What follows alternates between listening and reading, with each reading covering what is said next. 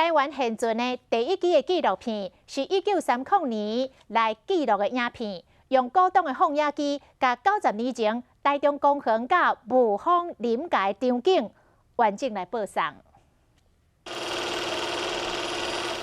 反两个影片拍的是当时台中涨价一家伙活动情形，囡仔伫门口伫耍，大人为厝内行出来，坐上汽车去台中公园食冰。当时这是名门望族好野人才消费会起的物件，这嘛是台湾现有上早一支纪录片。刚出厂的汽车，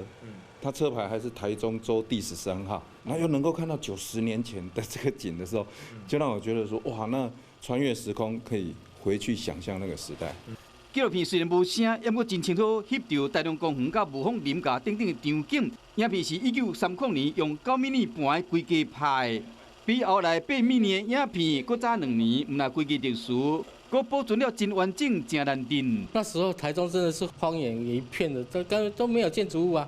你可以看得到那个时候，那只有稻田，啊，他们就开车在稻田中央，啊，这样记录下来的。